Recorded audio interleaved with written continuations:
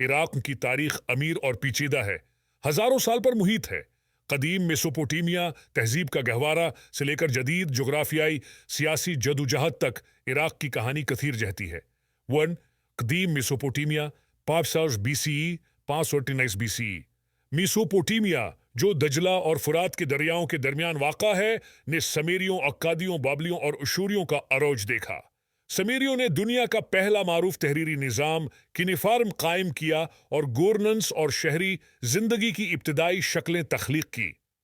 حمورابی کا ضابطہ ایک بابل کا قانونی ضابطہ 1754 قبل مسیح کے آس پاس ابھرا جس نے بعد کے قانونی نظاموں کو متاثر کیا۔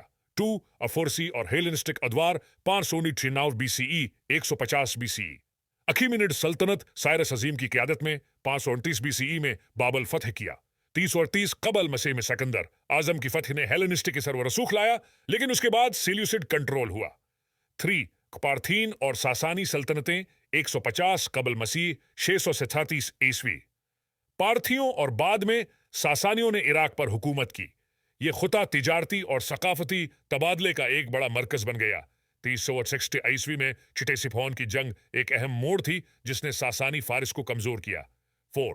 اسلامی خلافتیں 607 CE 1268 CE۔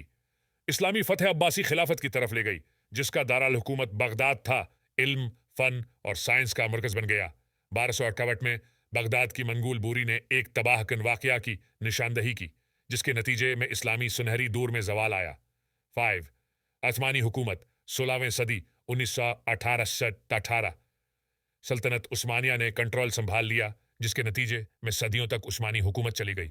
پہلی جنگ عظیم میں سلطنت عثمانیہ کا خاتمہ ہوا اور لیگ آف نیشنز نے عراق پر برطانوی مینڈیٹ دیا۔ 6. برٹش مینڈیٹ اور آزادی 1918 1932۔